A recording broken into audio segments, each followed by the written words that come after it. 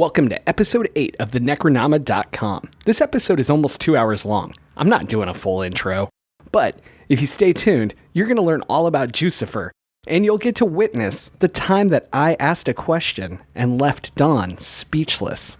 And we all know how rare that is. So let's get to it.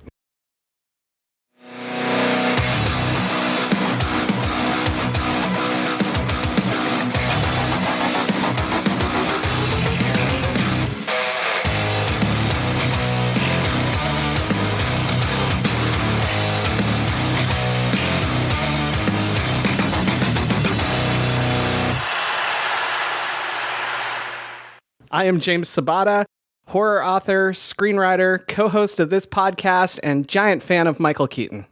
And I am Don Guillory, co-host of this show, historian, author, and I think I'd like him a little bit more than James, but that's to be determined. Oh yeah? His best movie ever was Multiplicity because there were so many of him. No, it wasn't. It was Johnny Dangerously. Anyway, joining us today is Edward Savio. Edward, would you like to tell everybody a little bit about yourself and what you've been working on? Sure. Hey, guys, how are you? I'm doing great. Good. My name's Edward Savio, and I am a screenwriter and author. I think, James, you always say it, author and screenwriter, right? That's the order that you say it in? Yeah. I was a screenwriter first, and then I became an author. I do think that's exactly what we do, because I always go author, screenwriter, and then podcast, and that's the order. So, right. Yeah. That's the order, right? And I've been writing books for about a decade and a half now. And I just have 2 new books out, one called Alexander X and the other one called Ancient Among Us. And they were luckily, amazingly, narrated by Will Wheaton, which was a lot of fun. Awesome. Yeah, that was pretty cool. And now I'm working on the 3rd book and another adult book, which always makes me sound like I write porn or something, but called The Velvet Sledgehammer, which is highly inappropriate for most people. Excellent. But I'll make sure to pick up a copy of that. That's what everyone says. Like everybody, I always say, I go, hey, if you're used to the other stuff, there's comedy in Alexander X and all that, but this is just a little more inappropriate. And they're like, oh, please tell me more. So, yeah. And I've been a screenwriter, worked with Disney and Sony, and that's my life. And I also like Michael Keaton.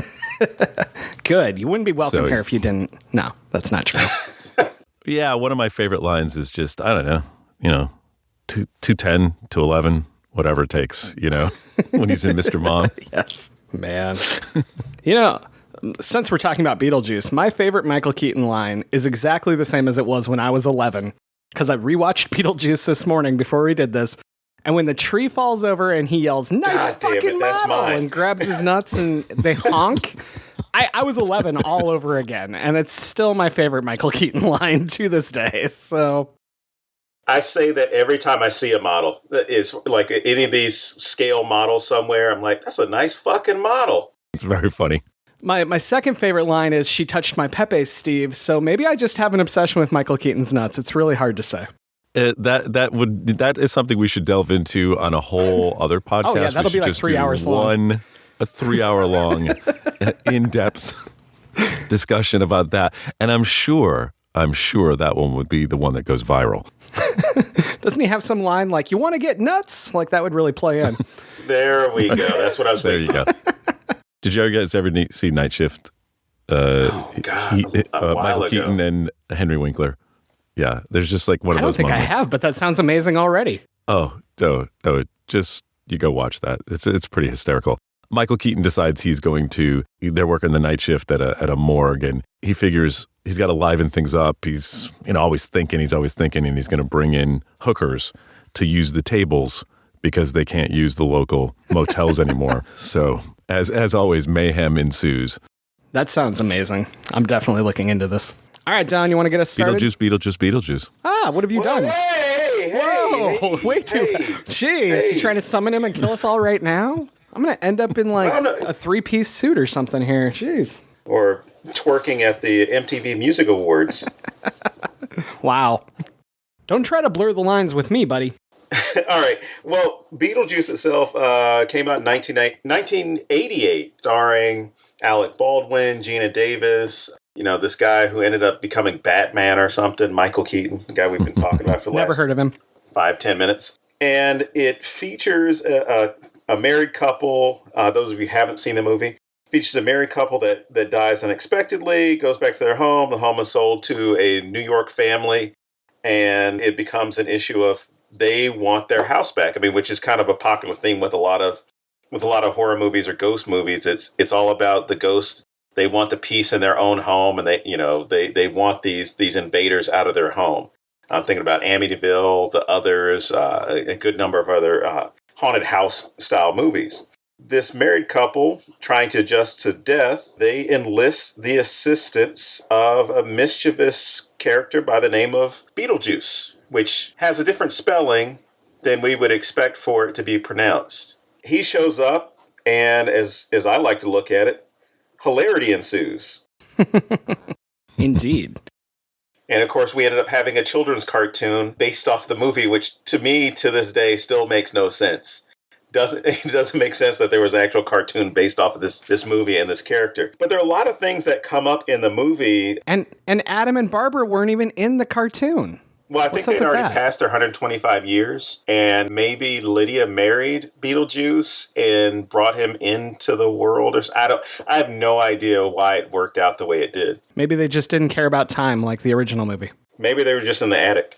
But the movie itself, sparks, at least for us, and probably for other people as well, sparks a lot of debate and discussion about the different issues that are brought up. The one that stood out to me when I was a kid watching this movie was the jokes that I shouldn't have gotten at the time, was the whole issue of if you kill yourself in the afterlife, you become a civil servant. And just how bad, the working with the public must be to where that becomes your own personal hell after you've died. Yeah, and I just had an experience at the DMV recently, and I can tell you it is only gotten worse. And so this is very, very true. I think this is a very, very true thing, that all people that commit suicide have gone and worked at places like the underworld DMV. It's even worse than the one here. Well, you saw the numbers that they had. I mean, Beatles just had, like 5 trillion or something? Oh, that's one of my favorites. When it's when Beetlejuice is sitting there at the end, and he's got the 9,900,958 or something, and then he looks up at the thing and it changes from 1 to 2. Now serving 2. That made me laugh. Well, and then the follow-up where he tries to steal the ticket from the guy next to him. Like, that always cracks me up. I love that. Like the guy's not going to notice, hey, my number got 15 times. And then he sounded like Don did at the end. We had a technical problem before we got on the air here. Hopefully that audio never resurfaces. Don literally sounded like Donald Duck on, like, a ton of cocaine. It was just super fast, but very squeaky. It was amazing. I wish we had audio of it to play for you. Yeah, if I ever find any, I will just release like 6 hours of it on a loop. Yeah, the helium cocaine mix is is great. And in a strange, weird, time distortion problem, he heard us sounding like we were really like this and really slow and deep. So I think he fell into some sort of, displacement black hole or whatever. It's very strange. It was one of the sandworms, man. It was one of the sandworms. Oh, man, those were scary. See, that's probably exactly what happened, because when you go out to the sandworms, like 2 hours passes in normal time, but it's a couple seconds for you. So you would seem very fast for everybody else. So now we know where you were. So you guys were talking about themes when just before we got on, about what you guys thought the themes were. And I thought that was very interesting. I had a whole bunch of other things, not themes, but why don't you go on? Because I found that interesting. Yeah, sure, I'll go. The one that sticks out to me the absolute most is that every single character in it is an outcast of some sort. So, like, you have the obvious ones like Lydia, where she's wearing all black and the veil and very, like, taking it to another level. I'm an outcast, so I might as well make it as apparent as possible. But then, like, even the Adam and Barbara themselves, they're kind of outcasts now because they're the ghosts. But I feel like they were probably outcasts before that, because I swear to God, these two live in 1950 something. She's wearing aprons and he's listening to Harry Belafonte all the time. But like, so I don't feel like they would fit in with their society overall. And then you have Delia, who's trying to be this great artist, but clearly doesn't fit in. Charles, I guess he had some sort of breakdown, and he's not really fitting in with like his business partners, like Robert Goulet, whatever his character's name is. And BeetleJuice, clearly an outcast. I don't know if I never paid attention to it growing up, but it was just really obvious to me this time how much of the film is about trying to fit in, kind of thinking everyone around you has it figured out when they don't, and just the loneliness that comes from all of that.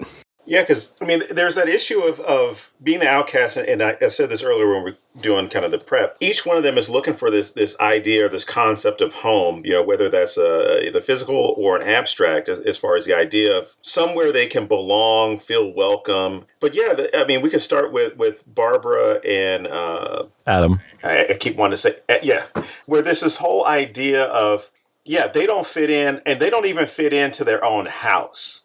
At least from what people's perceptions are. Yeah. Because they are a young married couple, and when their friend Jane comes by, who's telling them, like, hey, you know, we got another offer on your house.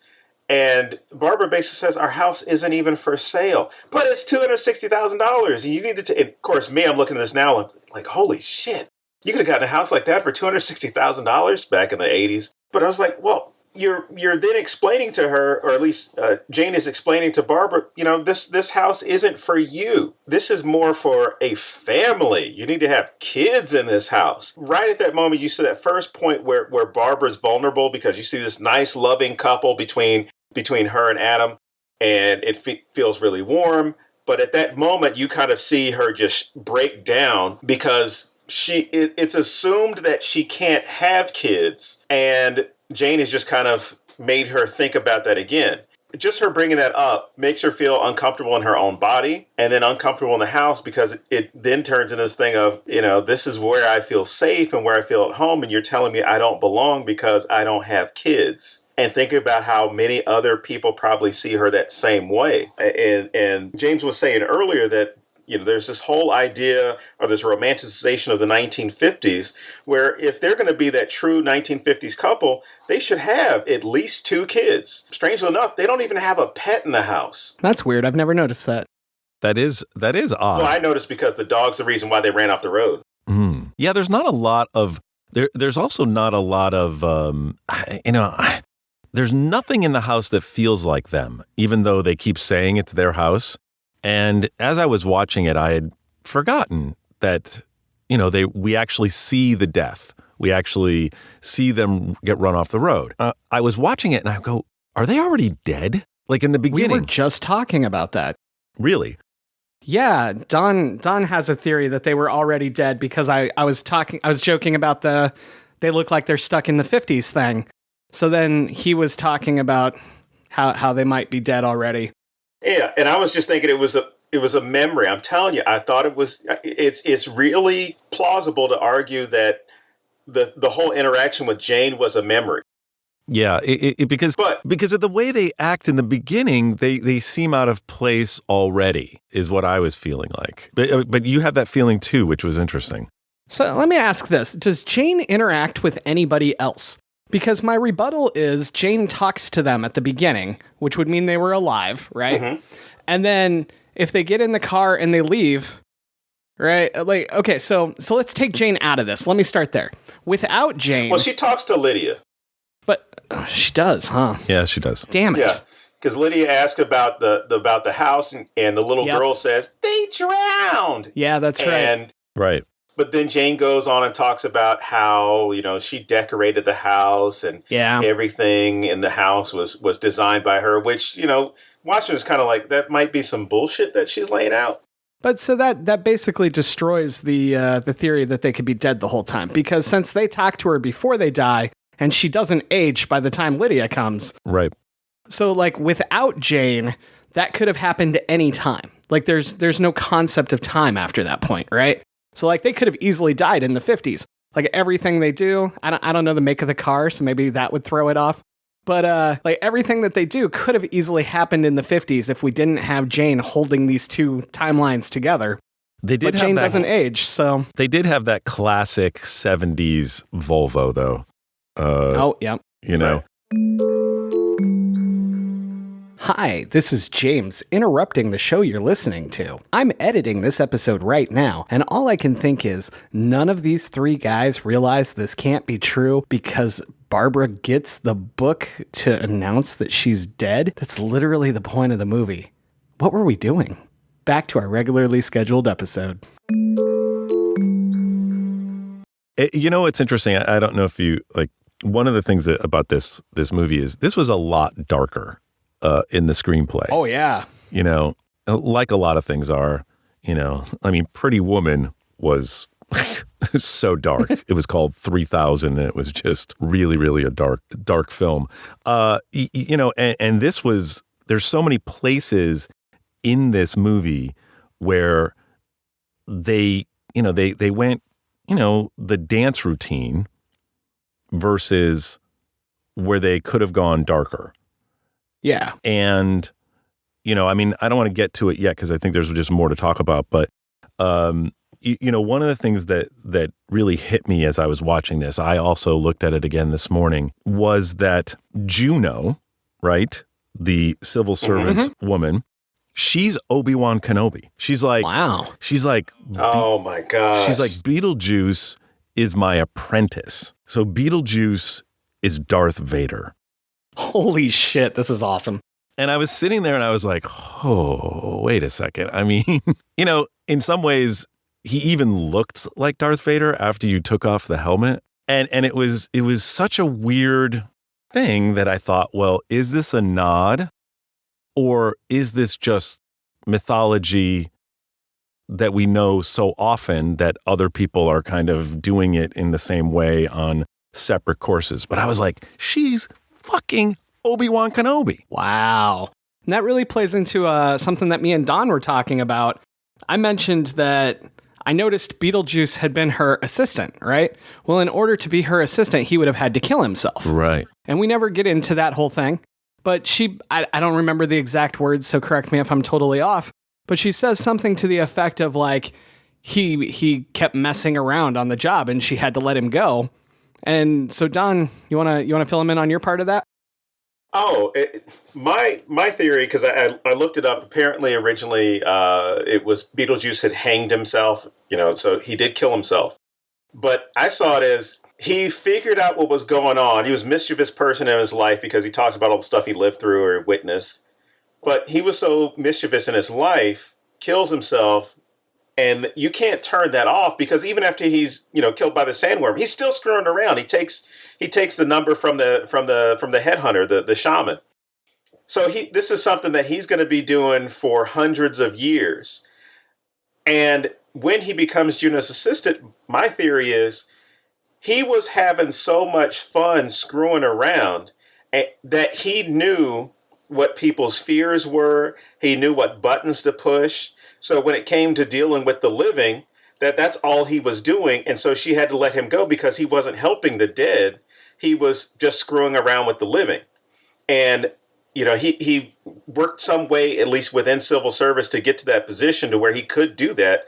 And then eventually gets cut loose to where now he's free to screw around even more with people. All you have to do is call his name 3 times and I'm going to help you with whatever the situation is. You know, don't bother reading any of the fine print, but I'm going to help you. I'm going to get what I want.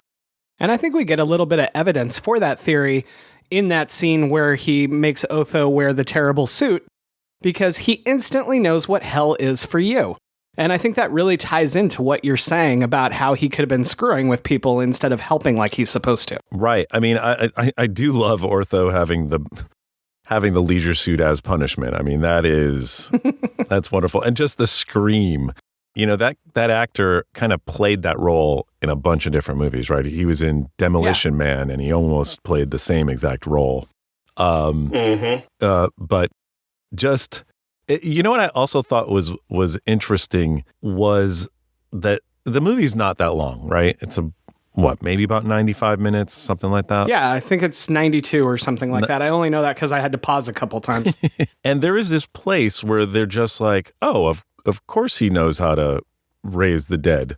And, because he's read this stuff. And, and I loved, actually, there were throwaway lines for Ortho where his past is kind of like, I don't know, in some ways, it's like writers. We do all these things before we become writers. Mm-hmm. And Ortho, he's like, he's an amateur this, and then he's an amateur paranormal person, and then he's a designer, and he, those all seem to be almost exactly the same, figuring out what you're going to wear, what you're going to put in a house, and, checking out ghosts as well. My curious thing is, number one, Delia is the stepmom. So, yes. What happened before, and why is Lydia the way she comes in hot. Winona Ryder comes in hot. Like she is absolutely, one of the Addams family's kid from the moment she steps onto the stage. To that point, really fast, did you know that Angelica Houston was originally going to play Delia? So that's a funny connection. I just had to throw that in. I had heard that, and, it would have been, I think it wouldn't have worked as well because she would have creeped everyone out because she can do that. I had to throw in the Addams Family reference there. Perfect. And I think you and I did some of the same research. Probably. I saw that Sammy Davis Jr. was originally supposed to play BeetleJuice. What is up with that? I mean, could you imagine? That would have been horrible. It's like, hey, you crazy kooky cats, hey. Come on over, hey. I wonder what we'd be talking about this week if he had done It would have been Dean Martin's drinking. Dean Martin's drinking, I think. Oh, my God. Oh, man. Hey, crazy. That's awesome. Crazy. You guys are crazy. Good Lord. And the other thing about the darkness, right? First of all, he's really, but Michael Keaton's character, BeetleJuice, is really gropey, right? He's really gropey in this, and I also thought, like, himself and others. Yes, that's correct. Yeah. And the whole marriage will get me out thing. I would have liked to have heard what that was, like what that meant. Like, how we always like, oh, stake through the heart. We have some semblance of understanding, even when they wore the sheets, right? We kind of know these tropes. Mm-hmm. I didn't quite understand the marriage gets me out of hell. I don't think it does. I think it's just BeetleJuice fucking with people. Right. I think there's nothing to it. I think it's just some random thing he does. You don't think that he actually was like really invested in getting married so that he could get out of there at the end of that movie? I don't know. I feel like if it was, they would explain it more, but I could be totally off base on that. Maybe that was one of those things where if they got married, maybe he gets possession of her soul and then gets to live on or something. I guess kind of like Chucky, where he needs someone that he can sacrifice. I saw it more like it was an immigration problem, Ooh. That he gets married. You've piqued our attention. He gets married and he gets to, he gets a green card for life, for the real life as opposed to afterlife. So, wow. That's how I read it. And in the original, the marriage was not as, shall we say, she didn't agree to it. It was a little more forcibly. And yeah, it was like he actually had to physically attack her in the original draft. Wow. So since you mentioned the thing about immigration, he does make that comment earlier. He's like, well, I'm kind of an illegal alien. Interesting. Does he? I totally missed that. Yeah, he makes that comment. I can't remember if he made the comment to Lydia or he made the comment to Adam and Barbara, but then again, he's screwing around so much, you don't know when he's telling the truth and when he's not. Right. So maybe it does allow him to cross back over or something. And, maybe the whole idea of him being kicked out of that job has kind of put him in a new sense of limbo because Juno even says, oh, yeah, he's hanging out in your cemetery and your model. Just very nonchalantly, like not hey, we need to do this, this, and this to get him out of here. But by the way, don't ask for his help. Don't say, they start to say his name. She's like, oh, don't say his name. Don't say his name. And then she tells them how they can actually get him to help. Oh, you say his name 3 times and he'll show up.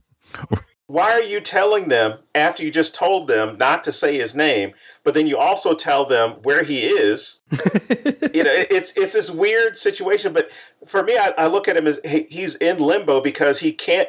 You never see him where Juno is in the afterlife.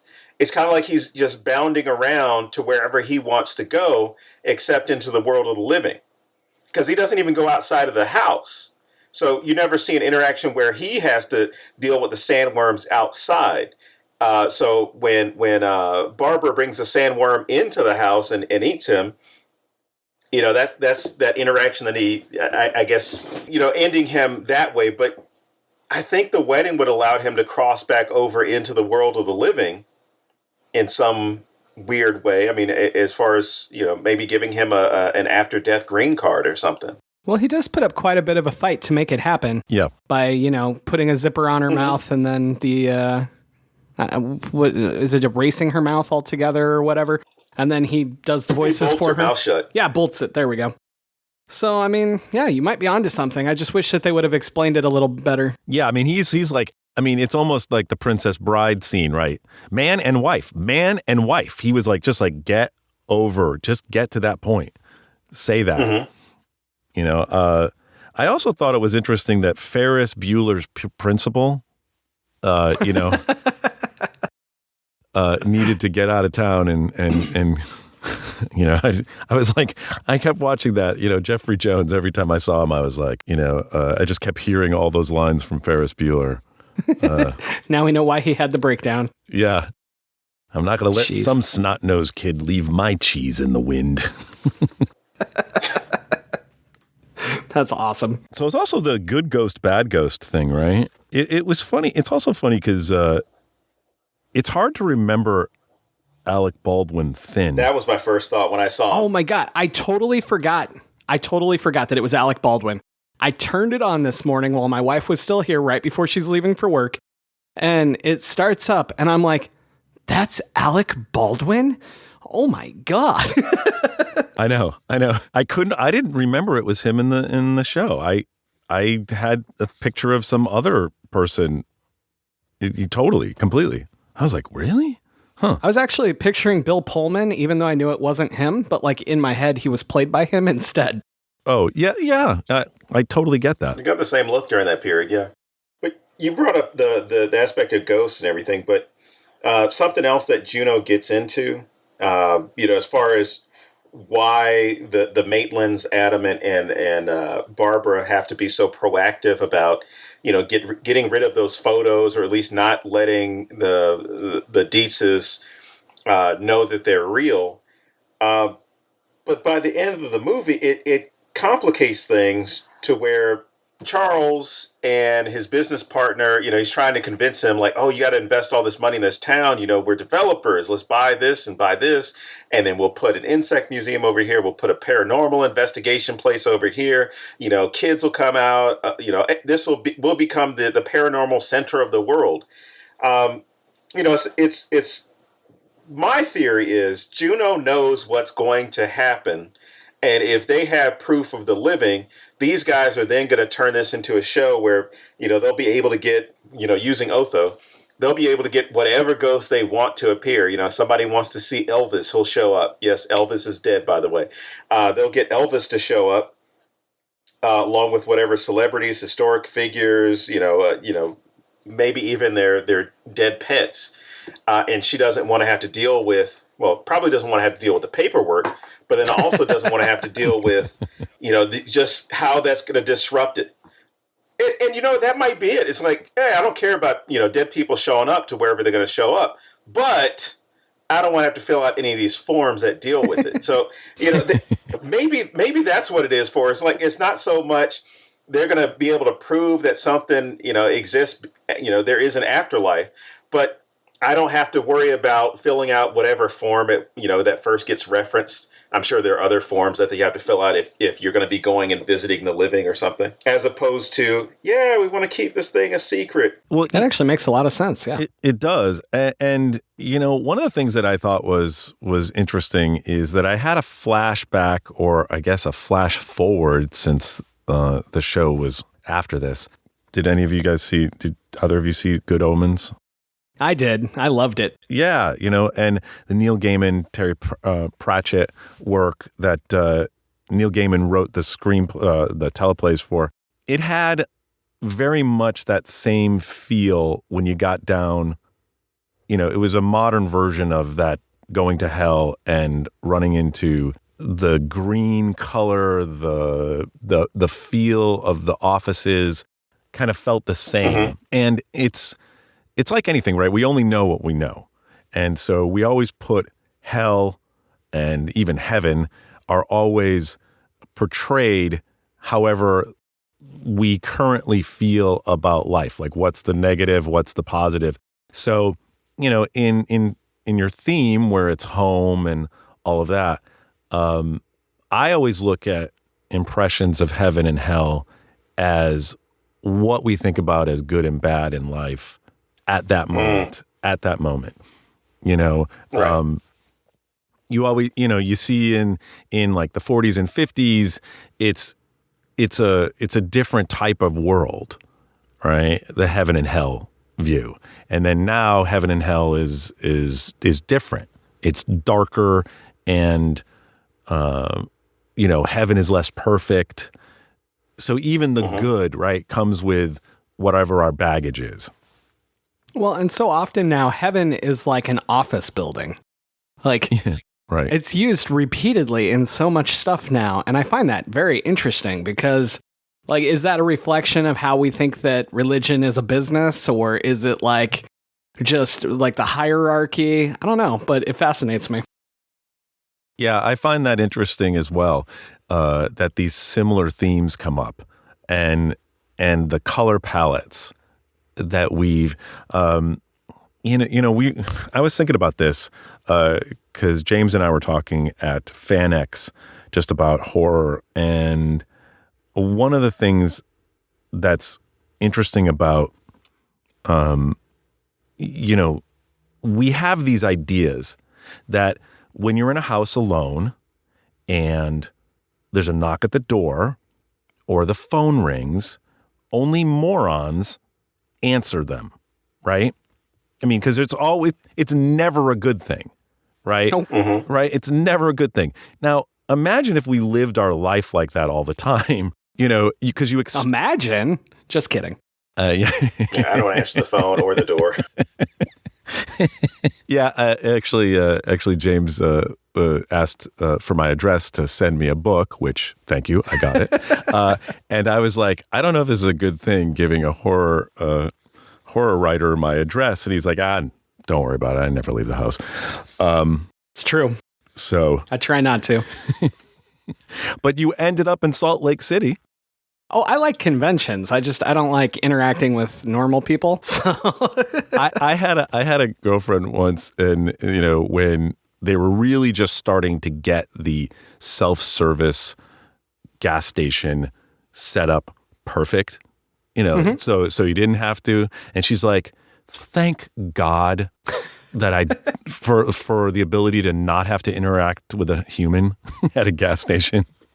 Like, this was literally, she loved this more than anything. She didn't want to go up to that, the window. She didn't want to pass her credit card through the bank teller type thing. And it was just like the greatest thing in the world when she could pay at the pump. Hey, I'll be honest. Like, I go to the grocery store almost every day before my day job, and I use the self-checkout because it's always faster and I'm usually in a hurry. But I've started playing a game where I try to get out of there without the person at the self-checkout even telling me have a good day. That's how little I want interaction, apparently. So Let me tell you, moving back into the South has really cramped my ability to do that, because it doesn't matter. someone's going to say hello to me. Someone's going to talk to me. Someone's going to interact. And that's, for me, that's one of the most cringy things because I'm sitting there like, I don't want to talk to anybody. So I'm going to put my headphones in and not play any music so that you think that I'm listening to something and now my secret's out. Right. You got to do that nod, though. You know, the nod when you see the person. Yeah. It's the acknowledgement, but it's the nod with the turn away of the head. So, you know, you're actually don't see the follow-up because someone might go, hey, and nope. There's no response. See, we're all saying this, but if we ended up like Adam and Barbara, we'd be like, now I'm stuck in the house with no one to talk to. That's correct.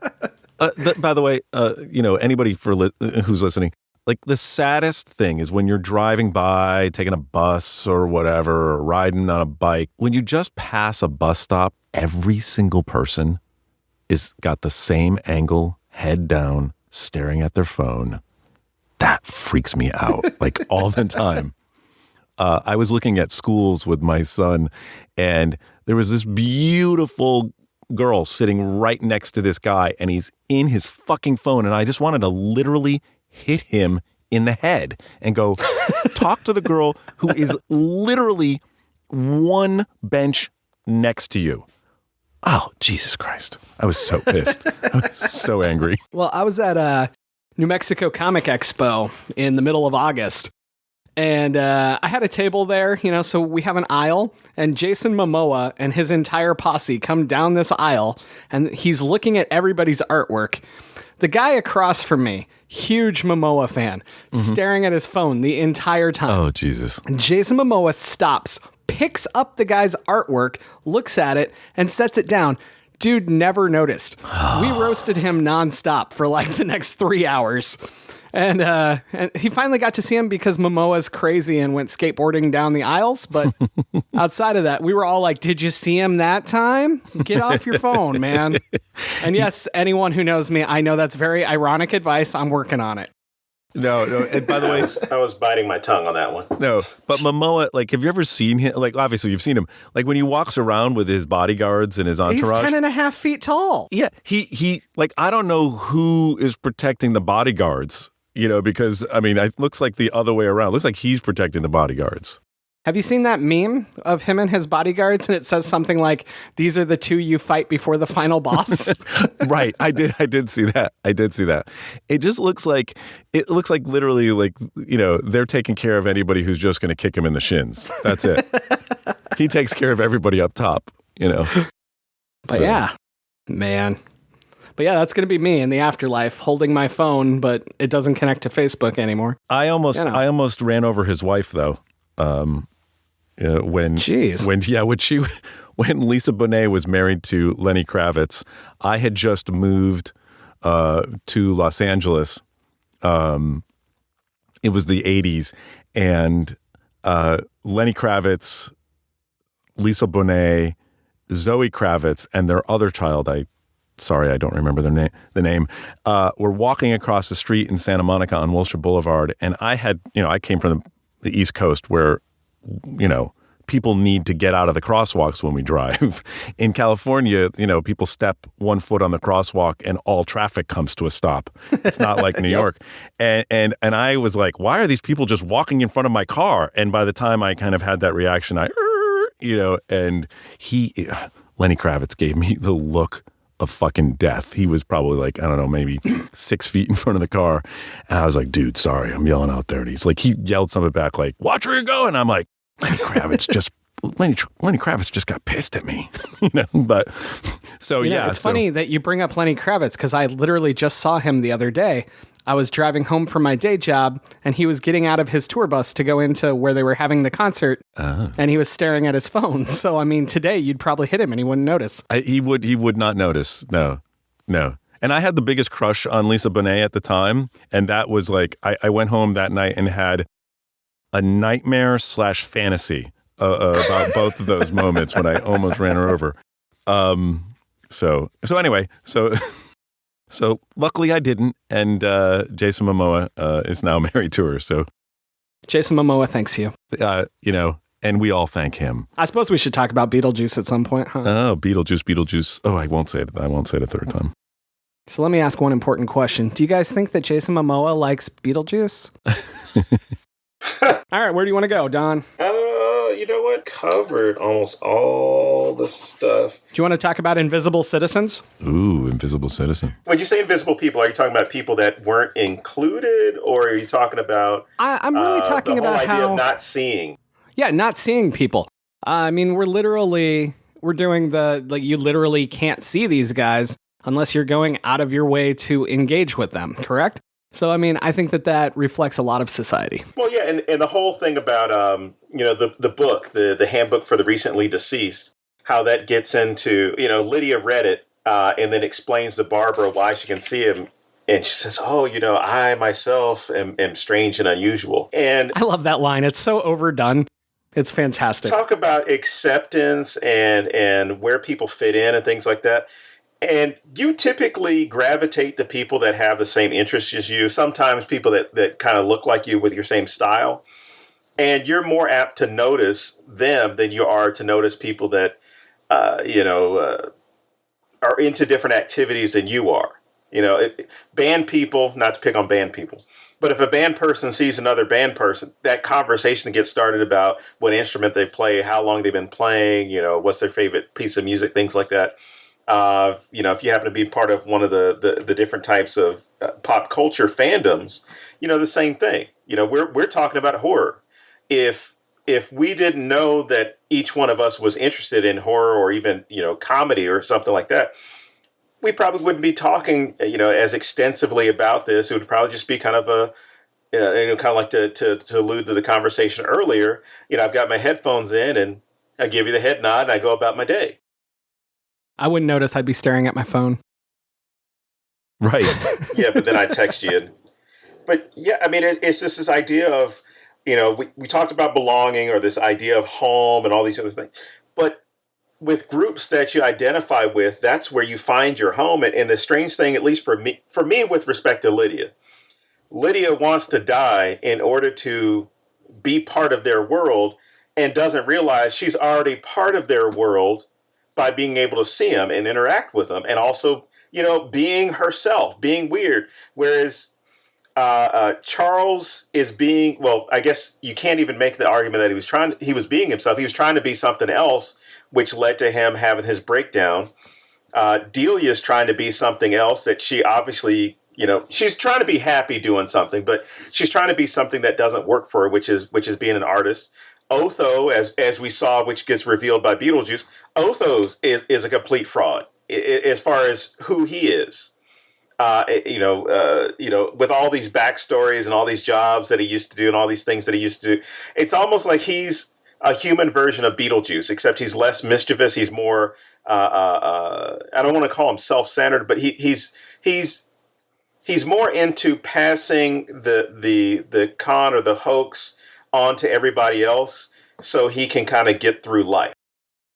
Yeah. When I looked at that scene, kind of with Ortho getting stripped of his outward clothes, and you see the leisure suit, the powder blue leisure suit, just to be clear, I thought I had that moment in my head, like the Emperor has no clothes moment, right? Where you're like, he's stripped away of the facade, and here's the underneath. And now, obviously, it's just a representation, but, it's probably pretty close to it.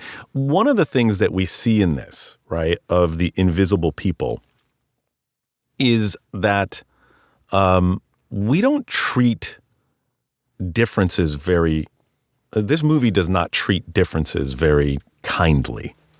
In some ways.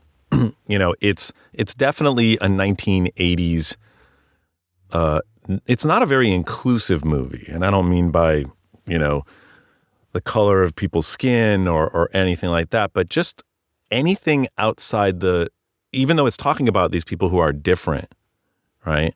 The people who are heroes are actually kind of perfect in a lot of ways for the movie, in the movie world, even Lydia, and I also, you mentioned something about her wanting to kill herself, which as I watched it, I went, well, first of all, that would have been played a lot differently today.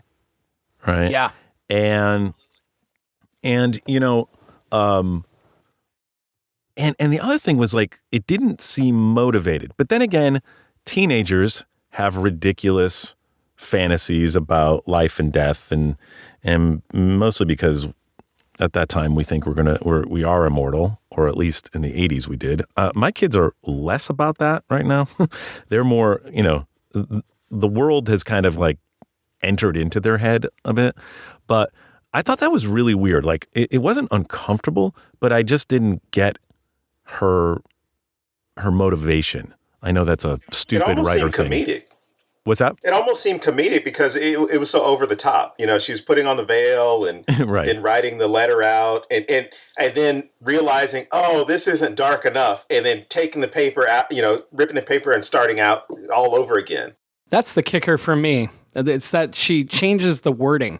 I don't think it's real. I think it's attention seeking. Yeah. And so she's trying to make it even worse for whoever reads it. Jumps and then plunges. That's plummets, great. Yeah. Plummets. That's great. By the way, was this before or after Heathers? I don't remember. I think it's before. I think it's before. I'll pull it up right now. Yeah, pull it up. Because there was that moment in Heathers when she's furiously riding away with the monocle, right, that she's wearing. And she's like, my teenage angst has a body count, which is one of my favorite lines in a movie. In Heathers. Heathers came out the following year. Yeah. I felt like it was like a next step in that character. And it worked. Like Heathers is one of those, I don't even want to call it a guilty pleasure. It's a great movie. In so many ways, and she was amazing in it. And I don't know if it was the writing, I don't know if it's the directing. I know that, Tim Burton is one of those people I feel confused about. Sometimes I love him, and sometimes I think he's so much about the creatures and the visuals that he drops off. He's a little Cameron-esque, James Cameron-esque, in the sense that he's about the spectacle and not the people as much. I don't know how you guys feel about that. I think that's 100%. Like, I was just going to say, he reminds me of all of the characters in BeetleJuice, because every one of them, well, maybe not Charles, but most of them are all about image. Lydia, has the whole look at me thing going on, and Otho, obviously, and Delia. I mean, okay, not the Maitlands as well, but the family themselves, they're all obsessed with image, to the point that when the suit thing happens to Otho, that's literally destroying his image, which is the only thing he cares about. Right. And I feel the same way about Tim Burton. It's always, look at this crazy shit I made. It's never, this is really high quality. Like, you can have something like BeetleJuice or Edward Scissorhands, which are pretty good movies, you know? But I don't feel like he cares about that. I think he's more like, he has scissors for hands, man. Like. Right. I mean, we've all met writers like that as well, or at least met them by reading them, where it's or artists, right? Like, it was really more about like the toilet in the room. That's like the thing. I wanted to make a statement about how life is just all crap, really. And then you're like, really? Did you work for that one all morning? How, did you have that one over a box of Wheaties? I mean, what the hell? By the way, one of my favorite things in doing a little bit of research on it was that, number one, I don't know, I had never seen the animated thing. I mean, I knew it existed. Yeah. Right. Uh-huh. But I'd never watched it. But the sequel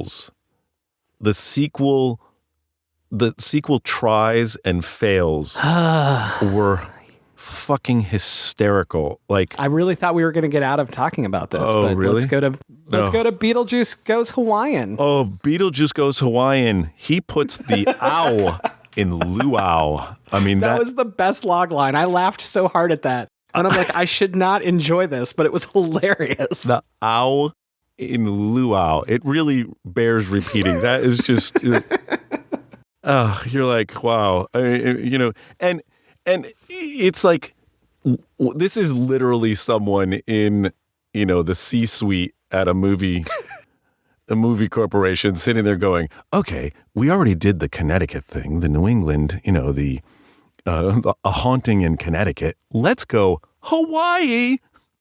I mean. It came from the dance number. And then they were like, right. He could hula, Oh, yeah. Oh, I know. But you're just like, isn't he going to have a problem, like, son? He really seems like he's, I don't know, needs a bit more like 100 SPF or so, I will say, I would love to see the sandworms on the beaches. Just that would make it for me. But outside of that, it was a terrible idea. Oh, yeah. I don't know. Everything about it just, I don't know. The poster, the mock-up, all of it. If you haven't seen it, folks, go Google it, okay? Yeah, BeetleJuice. Well worth it. Goes Hawaiian. It's scarier than you think it is. Did you read about any of the other sequel ideas? Wow. I did. I don't remember if I Right? did. Go, please. Tell me more. That was the only one I saw. I was wondering if you had read others that I hadn't heard that would be entertaining. Oh, by the way, this is my favorite part of it. The script ends with a climactic scene where BeetleJuice wreaks havoc on the island by turning into a creature named Jucifer. Remember when you were talking about adult works or adult books? That sounds a little bit out there. Oh, man. Oh, Jucifer. Oh, my God. Wasn't that? No, that was Guccifer. That was the 2.0, right? That's what I thought, too. Yeah. Oh, Jucifer. Good Lord. Jucifer. Well, right. So it's either triple X rated or it's somebody with their Nutra Ninja making some green juice for everybody. Oh, man. It's Soylent Green. Try it out. Oh, by the way, one of my most memorable moments is that I saw Soylent Green in France, in French, hardly speak French at all, only enough to get myself into trouble. And with this guy, doing the Charlton Heston voice, Verde soy, Verde soy, at the end. And the only reason why I knew what was going on in the movie is because I had seen the movie in English. And Oh, my gosh. yeah, That sounds amazing. it was literally it was like years later. I don't know, it was like playing because it was like, I guess at the time it was first run in France. But yeah, Soylent Green. By the way, have you seen that Soylent product that's out there? Yes. Oh my God, yes. you're like, Yeah. okay. I was questioning who decided to make that and not see the connection. Not see the connection. That's kind of like, I don't know if anybody remembers the diet pill called AYDS. Yeah, AIDS. And you're like, how'd you lose The weight? commercials are just as bad. I know. How'd you lose weight? I got AIDS. And then you're like, dude, that is really not appropriate. That company went into the ground. Oh, my gosh. You're just like, guys, I know it was a bad timing thing, but not appropriate. I don't know. Mm-hmm. We already paid Charlie $60 to work on marketing. We can't start over. Can't start over. This thing will blow over. It's not going to be bad.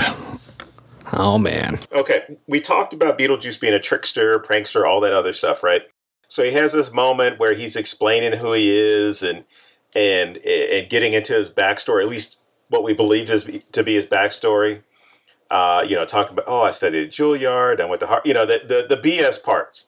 But the part that I thought that he said was real, or the impression it gave to me that it was real, was when he said, I saw The Exorcist 167 times. Yeah. Or it keeps getting funnier each and every time. And it keeps getting funnier every time. I love that. The getting into, where we were, in previous panels or even previous podcasts talking about that idea of that intersection of comedy and horror, whereas this film, its intention is to be dark. The script was darker. I think in the original version, Oh, man, so Lydia much darker. dies in the fire. So there is no happy ending for Lydia. She dies. Spoiler alert. Right. But You always say that after the spoiler. That cracks me up. that's why I do it, because it's been 31 years since this movie came out, and if you haven't seen it yet, It's like I apologize. It's like when they say speed bump. Oh, that's what that was afterwards. Thump, thump. Boom, boom. Are you sure it was a speed bump? Where's Lenny Kravitz now? Right, exactly. Oh. All right, go ahead.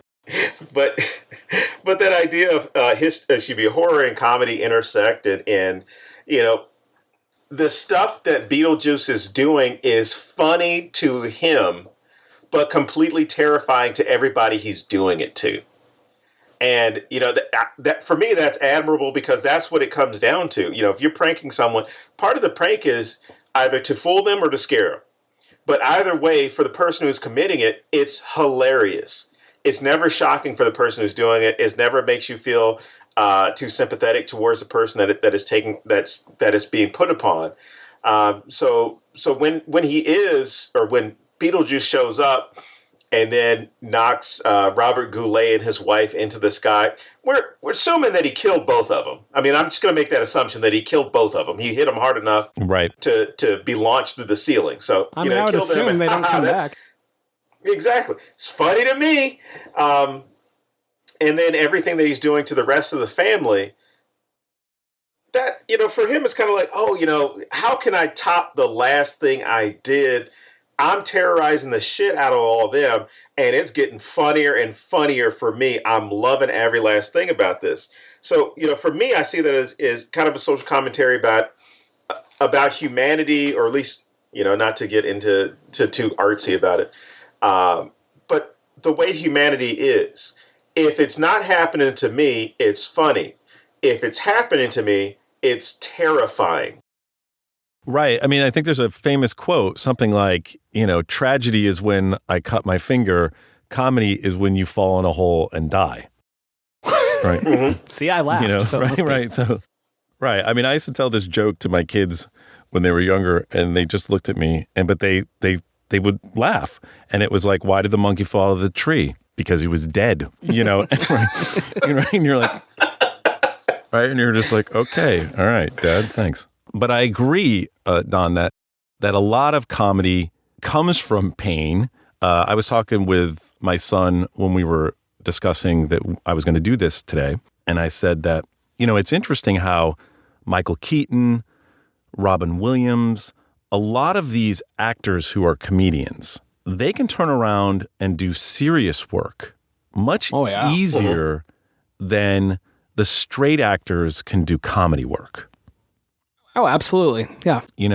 And my son, teenager, was like, well, Dad, because comedy comes from pain. And I'm like, that's exactly true. But, it's interesting. It's still, there are some people like John Waters. I don't know if you ever saw Serial Mom. Yeah.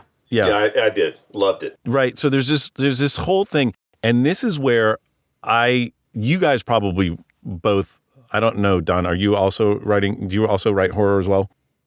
Is that what you... Thriller horror is in the works. But, so horror is like one of those things that it's a little more of an outlier for me. Like, I like some of it, some of it's, I don't get as much. But there was a moment where Kathleen Turner is like poking at the guy in the bathroom, and she's got his liver, and she just can't get it off of the poker that she has. Right? Yeah. Right? And everyone was in the audience laughing. And I had a moment where I was like, well, this is too much for me. I feel, and I got like, I don't know. And I had to check out, like, what was that about? Like, what was my reaction to that thing? And I mean, I literally was like, where did my grandmother's voice come from? I mean, what happened there? And even in Pulp Fiction, when the guy in the back seat gets his head blown off. That is my favorite scene. Right? People in the audience, like, that's a funny moment in the movie, in the sense of just like, they're like, oh, shit, like, it was a surprise. And a lot of the... Shot Marvin in the face. Right. And right. and the surprise is, and part of laughter, right, and why horror is interesting is it comes from this need for us to release energy. And a lot of comedy is that. There's a terrified moment, and then you'll see it in movies where people are scared shitless, and then the next second they're laughing when they survive. And I always find that comedy horror juxtaposition interesting. Well, we talk about it. We have a panel that's humor in horror. And we talk a lot about how both are tension relief. And they're both structured the same way, where you build this tension, and then there's some kind of twist of expectation. One's trying to get you to scream, one's trying to get you to laugh, right? Right. But I find that the two are actually closer than that. Like, if I'm at a funeral, I can't help but find something to giggle about. And I think it's a defense mechanism, Yeah, you know? right. Or just nervous laughter in general. I call it the Kitty Foreman laugh, but from that 70s show. Yeah, right. Yeah, I feel like a lot of times if I'm really scared of something asinine or irrational, like if I'm walking through a dark parking garage, my mind's going to all these terrible places. And if I legitimately kind of scare myself, I always laugh about it because I'm like, God, you're fucking stupid, you know? And I think that reaction, that tension release is just way closer related than people give it credit for. Yeah, and to I hate using this term, to piggyback off what James said, to flip that, when you and I have our conversations about, oh yeah, such and such happened, or I text you, like, oh yeah, this happened. And he's like, holy shit, no, get out of there. I'm like, dude, this is hilarious for me. And, like you're a black man in Mississippi. There is nothing funny about this.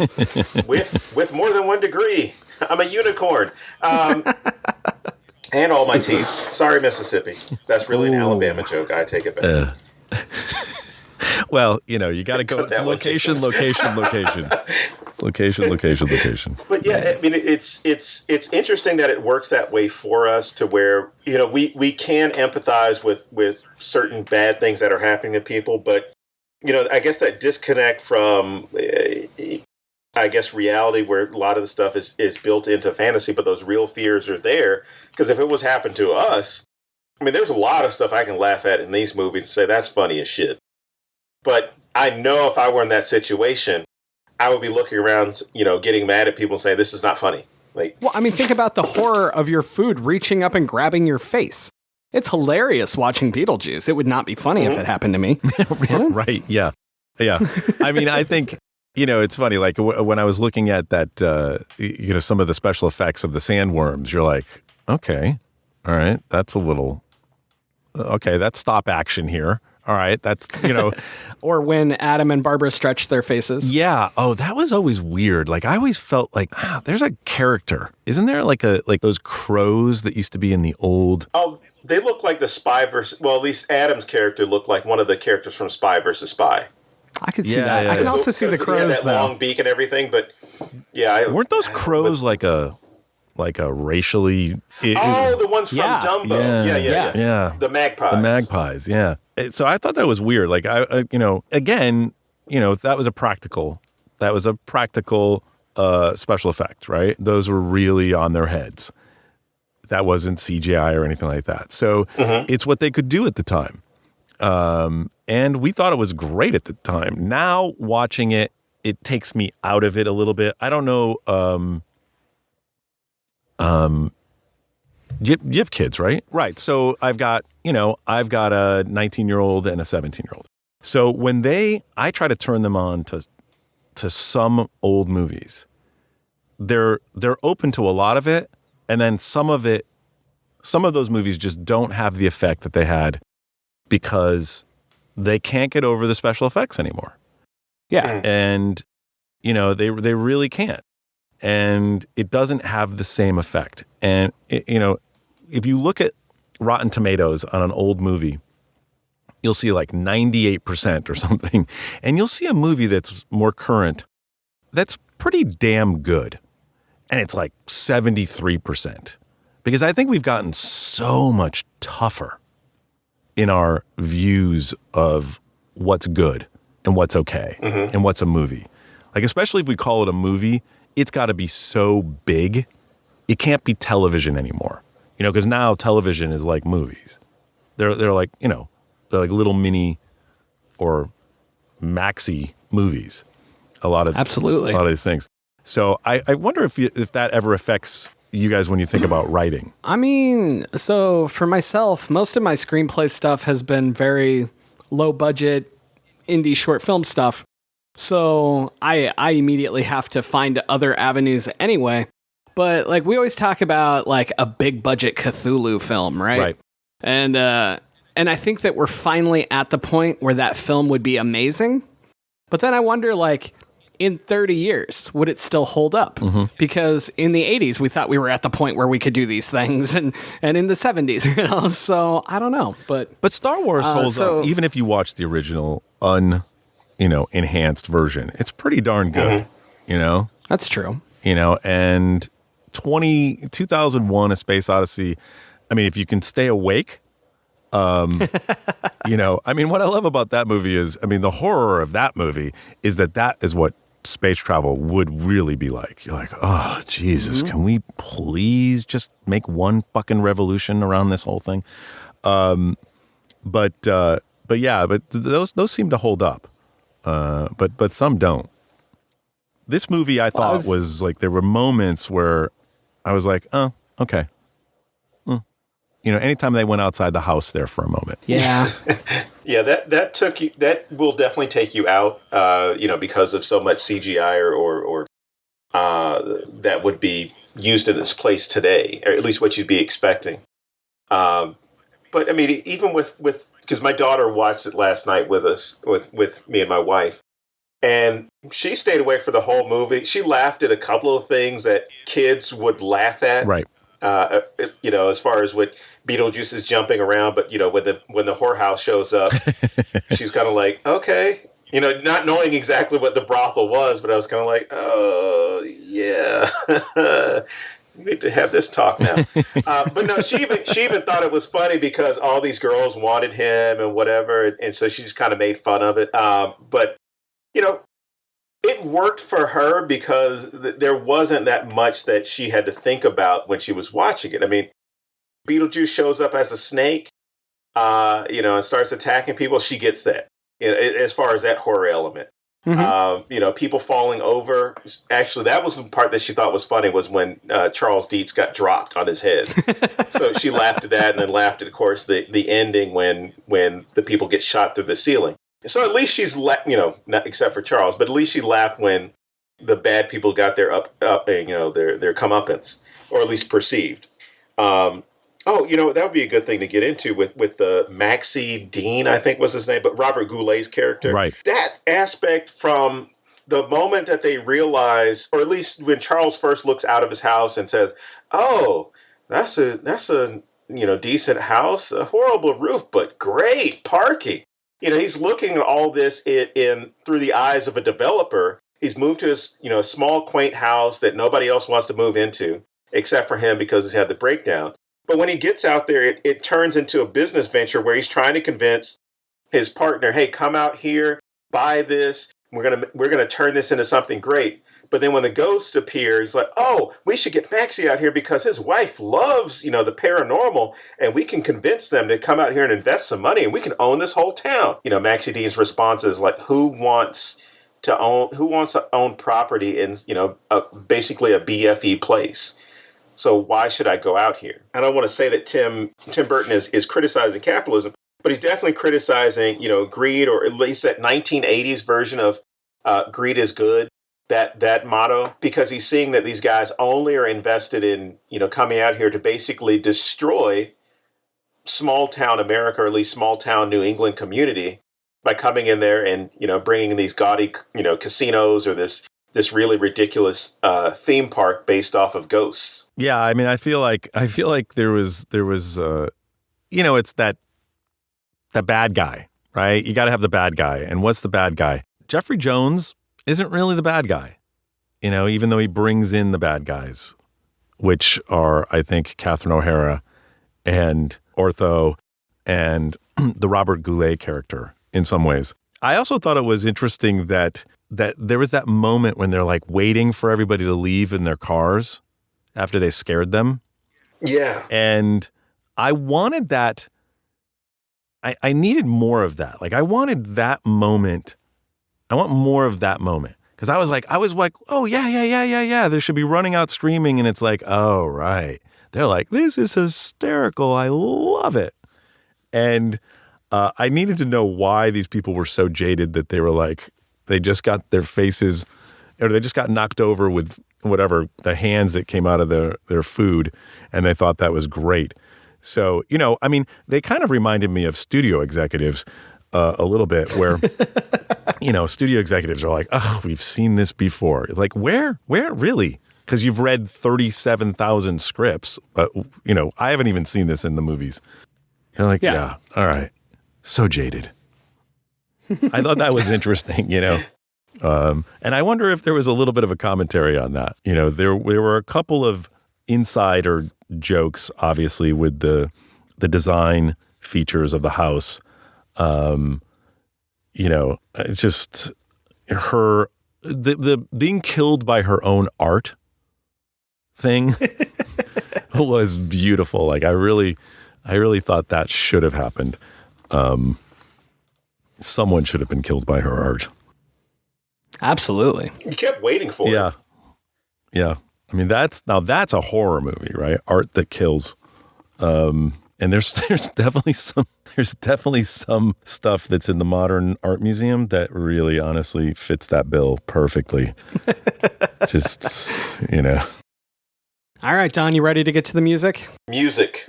When I was a kid, I think I learned the Deo before I even saw this movie.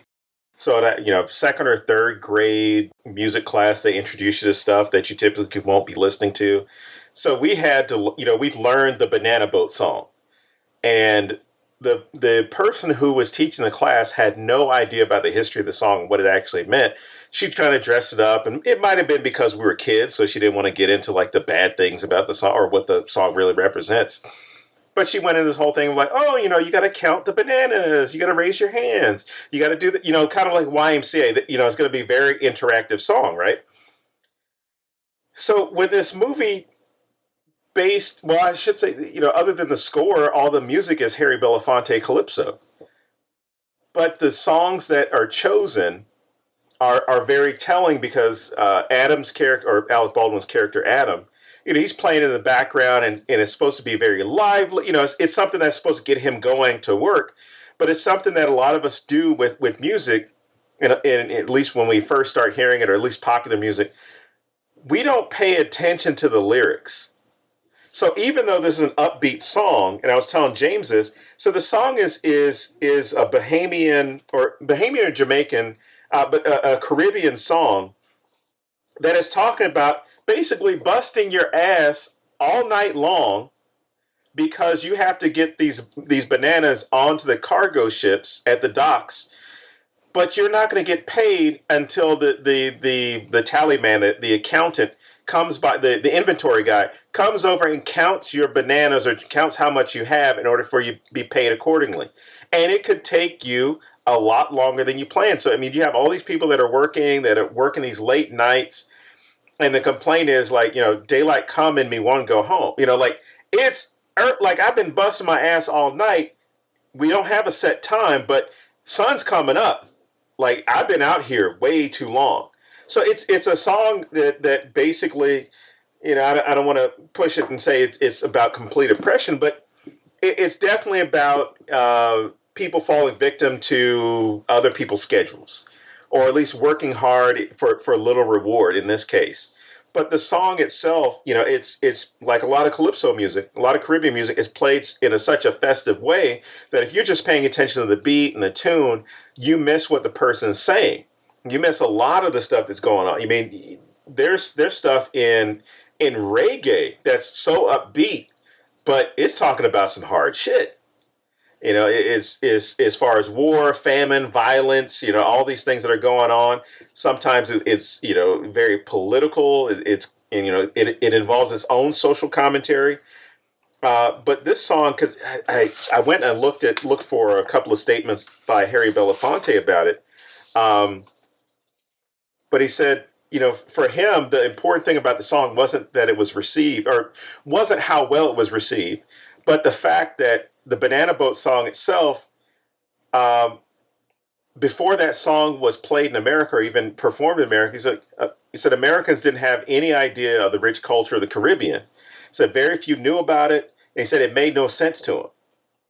And he said you just knew about with respect to the Caribbean, you knew about the joyous stuff, the positive stuff, but he said the problem was there were all these assumptions about people from the Caribbean that rum drinking, sex crazed, lazy, and not that they were out there working hard with their hands and harvesting things like bananas for the plantation leaders, the business leaders at that point.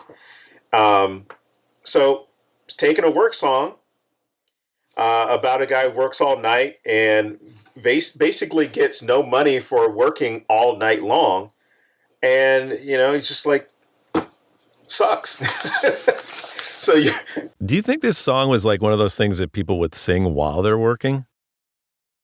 Like Yeah, I mean, well, I compared it to a Negro spiritual or a slave spiritual because it was one of those things to complain without complaining. Right, and it's subversive, especially, and the subversiveness is hidden by the upbeat tune, right? And I also think it kind of gets people through whatever they're dealing with. Kind of like blues, right? I mean, blues comes from a place of pain, and yet it made people feel good in its own strange way. Yeah, it is interesting to listen to anything, even, nursery rhymes, right? Ring Around the Rosie, right? It was about the plague. Plague. Right? So I always find that strange how these type of things throughout different cultures come in, and it's a negative, and we turn it into almost a fun game, which is what I think some of this movie here in some way was doing with death, right? Right. I mean, it's a defense mechanism like we were talking about with the nervous laughter. It's a way to deal with it where it's more palatable and you're not just concentrating on the absolute shit part of it, So, yeah. The thing I wanted to add that I find interesting, we were talking about the invisible people, invisible citizens earlier. And basically my theory with that is we go through life the same way that the Maitlands do. Like they're trying to be noticed and only people that pay attention to them can see them. And I feel that that's true about so much of society, whether it's someone who's African American or someone with disabilities or whatever else. Like people don't want to see differences and they don't want to have to put in any effort to do anything about it. And so I think a lot of people just go through life ignoring as much of that as they can. And so that's where my invisible citizen theory comes from, and how the Maitlands are basically invisible citizens in their own house once they're dead. But with the song is a very upbeat, happy thing. And I don't know about you guys, but growing up the way I did, I had no idea what the lyrics meant. I never really paid attention to them. And it was just this fun dance number that happens. And the worst part of it is just, that the food attacks you. Right. But so I find it interesting that the song in and of itself is basically an invisible, the voice of an invisible person. And then you take that a step further, and the singer is an African American. There's no African Americans in the movie, right? And so you get a voice of one, but he's literally an invisible person. I maybe I'm stretching too far, but these are the weird things I think about. Yeah, James, I got nothing else. I'm the one who's supposed to bring up race, man. What's going on? Sorry. No, I mean it's valid because that's a complaint that's been made about Tim Burton's films, that they weren't necessarily racially inclusive in a lot of ways. But even looking at this movie in '88, I'd have to think about the casting and where it is, and not saying that there aren't any black people in Connecticut, but they're just making a movie about this one dead couple. But what's weird, I guess, go beyond that. I don't remember seeing anybody of color. I mean, other than the ones that were blue and purple and green from their various methods of suicide. That's really it. I mean, Miss Argentina, I guess you could say that as far as being Latino or Hispanic. But she was green. But she was green. Yeah. So you don't know exactly what her background was. And even the headhunter, the shrinker, I don't know if that was somebody in makeup or if that was, actually a person of color. But anyway, like I said, it's one of those things, at least in the 80s, I don't think with this movie it would be as applicable. But, it's one of those things that if they were making this movie now, I'm sure they'd be more conscious of it, or at least give a few more options and perspectives. You know, maybe Charles would be black or Hispanic, or maybe Delia. Hell, maybe even Otho. I think BeetleJuice would be a black comedian. That's Well, it was supposed to be, because did we bring up the whole thing about Sammy we did. Davis Jr.? Yeah. Okay. You know, that would have added an interesting element. I don't think it would have been as good of a movie, but you know. No, like, you know, I think that what I was gonna, you brought up something earlier and we kind of got away from it, but I was thinking in my head when I was watching this, every scene I rewound and watched again were scenes where Michael Keaton was going off on his own. Like when he was just going off, it was, I don't know if it was improv. I don't know. I mean, I'm sure that part of it was, whatever it was. He was having a moment there when they're doing all of this stuff. And it was the most energetic, funny. You know, we didn't see a lot of that until, what was it? You know, Robin Williams did that kind of stuff where he would just go off and take over a scene. Oh, yeah. You know? And so whoever did this, you know, if Sammy Davis Jr. did it, it would have been a completely different thing. You know, especially that scene where he grabs his nuts. That would be very weird. Would be very weird. He would have popped out his glass eye, and kind of done something with that and God. chewed on it. But just another bowl, baby. Yeah, okay. But you know, like Richard Pryor or, you know, Eddie Murphy would have done a completely different thing. Actually, Eddie Murphy wouldn't have been great, because Eddie Murphy, as great as he was in Trading Places and you know, Coming to America and a few other movies, when he does this type of role, he's not great at it. I don't know why. It just seems like he's trying too hard. Whereas I had seen Michael Keaton in a lot of things before and afterwards, and I don't know where this came from. If I had seen Robin Williams do this, I'd be like, oh, that's him. Yeah. Do you know what I mean? Like, Michael Keaton, this had to be some improv, some writing, some whatever it was, but he's never really done anything like that. I can't remember. I mean, you know. Wow. I mean, with that kind of energy, I guess, you know, we were talking at the beginning of Night Shift and Mr. Mom and Multiplicity. You know, he does a couple of those riffs where he does that nervous guy thing, and he's just like, hey, you know, I'm going to just, you know, whatever, and he's all over the place. But this was the quintessential moment of that. And I thought, that is the most watchable thing about this. To this day, if you cut those scenes out, it'd be a forgettable movie. I mean, obviously. I mean, I don't think there's anything else, not taken away from any of the actors or anything, but the way the movie was directed and the material that they had to work with, you know, Winona Ryder is maybe the only other blip on the screen for me. Mm-hmm. I'm scrolling through Michael Keaton's IMDb right now, and nothing even comes close to this. And I think that's really interesting, because when you pointed that out, I went, but that's Michael Keaton to me, and it's because of this role. Right. But yeah, like going into it, yeah, I would have probably been confused. Like if everything else was the same, but I was my age back in 1988, like my age now back then, I think that I would have thought it was really weird casting. So yeah, that's interesting. Yeah, I mean, you look at what he's done, and you know, everything he does serious crap now. He does serious shit, you know? It's just like, and he plays like this asshole character a lot. You know, he gets typecast. But this was like, I had forgotten how energetic this performance was, and how much this was like watching Robin Williams in one of those moments where he just goes off and he's on Johnny Carson or, you know, on stage, and you're like, what did I just see?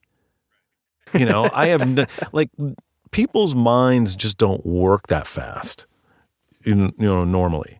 And, you know, he does so much stuff, you know, Michael Keaton in this, that you can fix things with editing, but there were some scenes and some moments when he is just jumping from one thing to another and going back and forth, and it's like it's almost the literal version of his head spinning, or the figurative version of his literal head spinning that he did in the movie. And I was like, and I watched a few things, a couple of times, even though I was like, oh, I'm coming up on a deadline. I need to be on this call. We would have pushed it off for you. I appreciate that. What did you think about the resolution?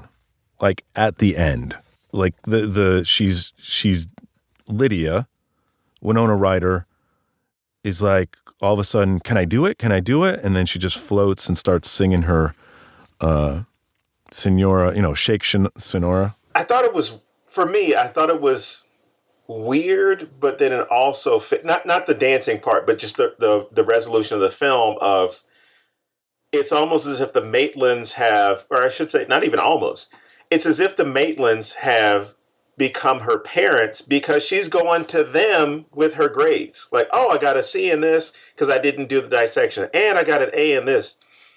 She's having those mother, daughter, father discussions about school. Like, you don't see her going to her, her father and her stepmother and saying like, hey, I did this. They're going off, the dad's relaxing. So now he's finally at peace. Delia is off doing her art, because now she's found her inspiration from BeetleJuice. The Maitlands are doing what they've been basically doing the entire film prior to their death. I mean, but going back and having the life or the death or afterlife that they wanted to have. Lydia comes in. Barbara has her child now. And yeah, she's got her kid now. So it's almost like there becomes this weird compromise.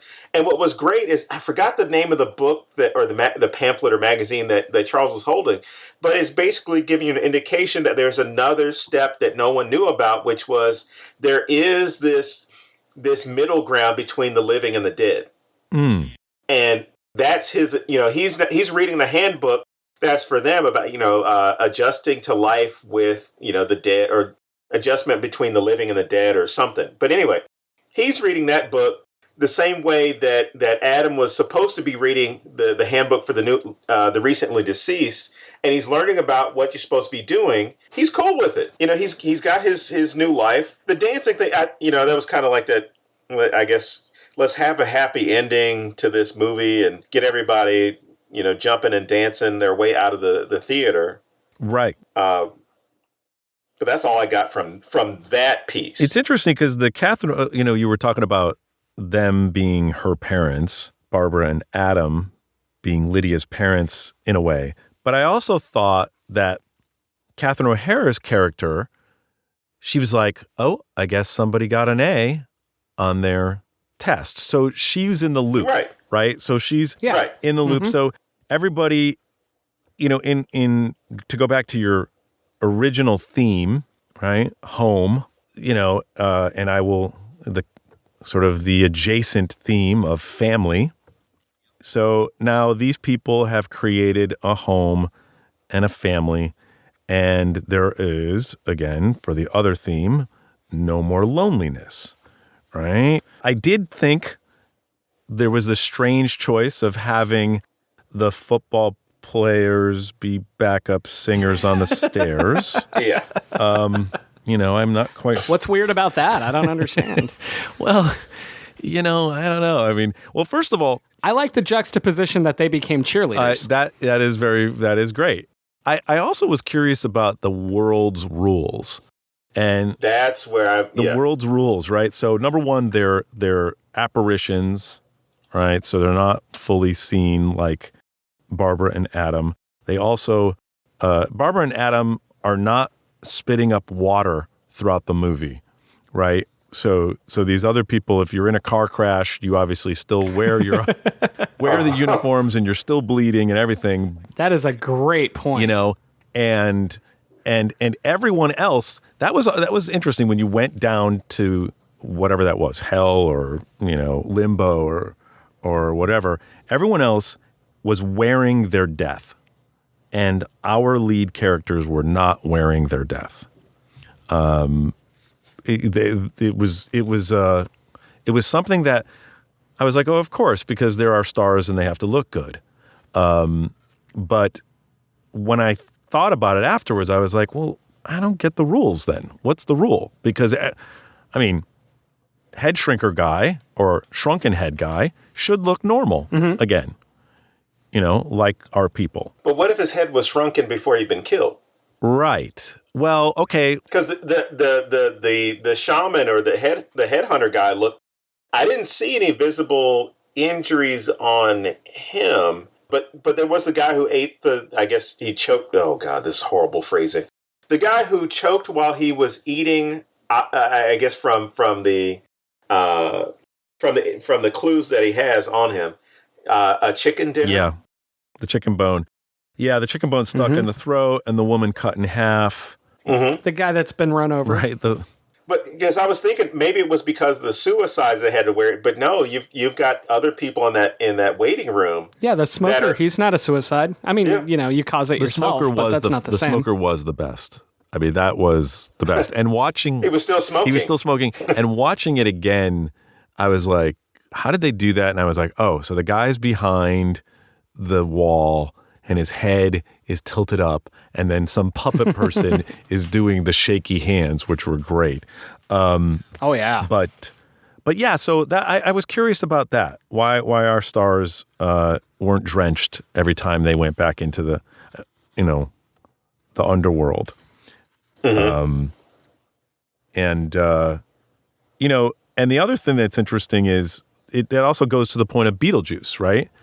So BeetleJuice, he's got mold on his face. Yeah. Right? That's not how he died. That's how he looks afterwards. And I didn't do any research on this. Was there any precursor to this? Like, was this a comic somewhere, or was there any? Or was this just an original film? It was a book. It was a book. It was a book before. It was a book. Yeah. And it's apparently a very dark book, much like the original screenplay. And the book is spelled the way that Beetlejuice spells his name in the movie. And so I think that was kind of part of it. I laugh that it's Hollywood's way of going, people won't know how to say this, so we got to change how it's spelled, And so I think that's why they incorporate it elsewhere. Right. But yeah, so the book's named after that. I guess it's some kind of, I'm gonna mess this up, so anybody listening, feel free to leave me comments on our Facebook page. But it's some kind of like a constellation or a galaxy or is that what it is? Yeah. Okay. Yeah.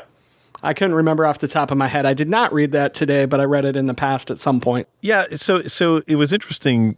Again, casting, costume, that right there, everybody, you could see that character coming a mile away. That's such a Darth Vader look. Getting back to our Obi-Wan, Juno, BeetleJuice, Vader theme. I love that. And it's also interesting, like the age thing, the whole thing. Like, she literally is that. And I kept remembering, I knew she was going to breathe out her throat at some point because I remember it, yes. Right? And I just kept waiting for it. And that was another thing that was interesting that we watched. So our eyes into this world were Barbara and Adam. And every time they had a reaction, they kind of had the same reaction we did, which is like, what are we looking at? You can curse. You can be like, what the fucking fuck? It's okay. Fucking fuck. I'm capable of doing that. Yeah, it's funny. Like, I actually, James, this book, this adult, mainstream book that comes out, I have to literally put a warning on it, The Velvet Sledgehammer, because the kids who have been reading my other stuff they're just going to be like, they're going to be traumatized, and their parents will hate me and write me nasty notes, and then the mothers will like the book. You guys have heard the whole thing with The Princess Bride brouhaha, right? Over the last few days. Yeah. Oh, about them talking about remaking it? Yep. Right. And can't be remade, shouldn't be remade, should be literally put into a box and gold-plated and locked away. What do you feel about this movie? Could you remake this movie with another comedian and, a slightly different take? If they were to remake it, somebody would probably say, let's put Kevin Hart in this. And then I would definitely say, no. That was, by the way, when I was trying to think of, after Richard Pryor, like Kevin Hart, his name just, zoomed out of my head. But I literally was like, that's who someone would cast today. Right? But I still don't think that you can do it. And it's not even Michael Keaton's part for me. It's the entire cast.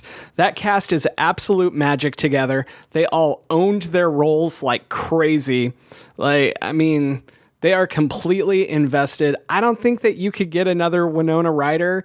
Like, she would just be an annoying ass teenager today. Right. So I feel like a lot of it would really fall apart. I don't know that Otho could be as funny. Although, if you were going to remake it, there's a guy who was in Ready or Not who should definitely play Otho because he looks just like him. Yeah. So I'd be all right with that.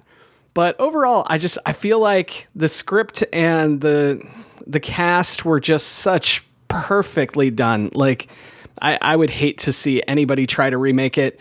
And I definitely don't want to see a prequel because I believe that Tim Burton only has one phone number in his phone and he would call Johnny Depp, and I can't have that. So there you go. Yeah. I feel that would be strange. Johnny Depp as BeetleJuice's predecessor. Or actually, what it would be if it was the prequels, it would go back to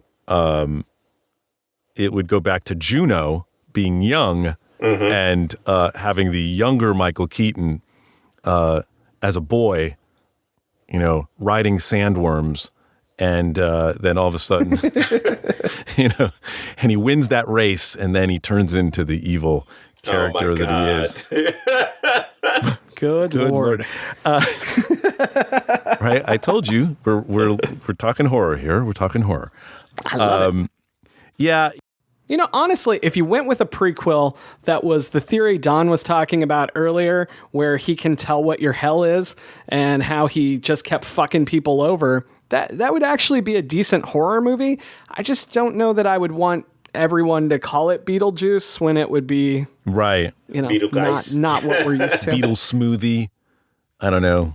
Something like Juicinator. What did you say it was? Juicifer. Juicifer. There we go. I love Juicifer. I love Juicifer so much. Juicifer would actually be a really good name for that. I know. movie. Well, it would be.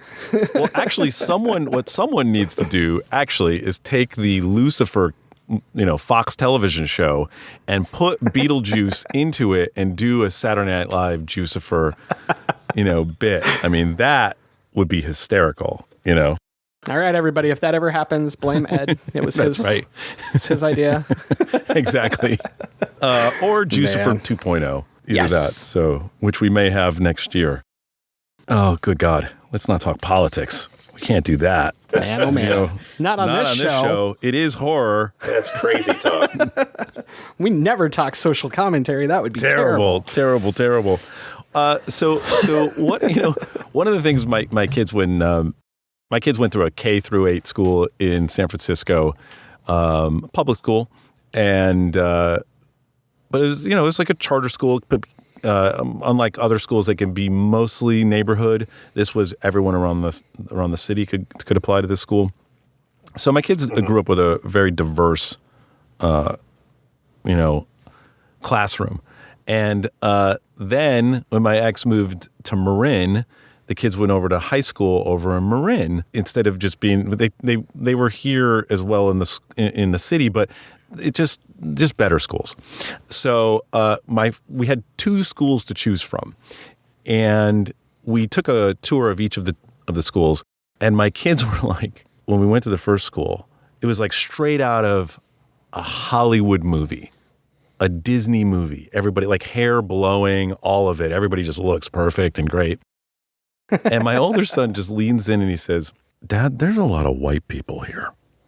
you know, I'm not very comfortable.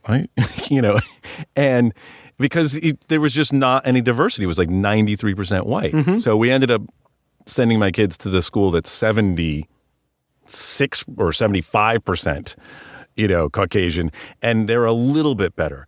But, so this movie kind of felt like that, right? Like you were saying earlier, Don, where it's not very diverse. If this movie was done today, I think it would have a bit more flavor to it in so many different ways, like different cultures. It probably would go a little bit darker, but still not as dark as the original idea, I don't think. But what would, if you were to say social commentary on this, was there anything with haves and have-nots in here? Or was everyone treated pretty much equally in death down below? I mean, other than the suicides themselves, I mean, it was just a moral commentary, right? As far as like, hey, this is going to be your punishment if you kill yourself. Whereas, within I guess the majority of Christian doctrine, or at least what's pushed to people is, oh, if you kill yourself, you're automatically going to go to hell. Right. So I think it was a double. Right, it was a double shot. Right, it was the double barrel shotgun. So you get that moral thing, and then you also go, we all know every moment dealing with a civil servant is hell. And so being a civil servant would be in hell. I mean, I think that's why people who are at the DMV treat us that way, because I've never seen a place that is less full of life and color and, I don't know, a plant, anything, something, I don't know.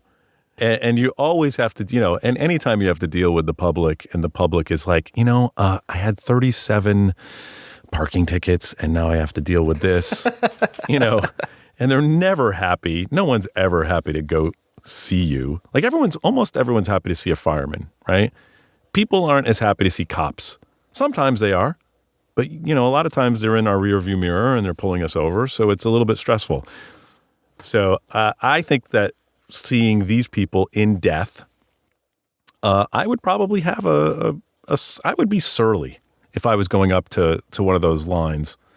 I don't know about you, but I would not take that 9,900,000 whatever very well. I'd be like, I'm privileged.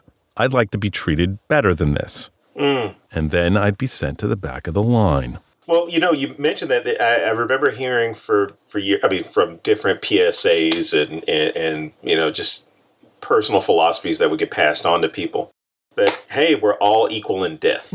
Yeah. So, maybe there is that piece, but I mean, you have the portion as far as like you have punishments that go along to it. But hey, when you get here is when you start waiting. You're not going to jump the line. Right.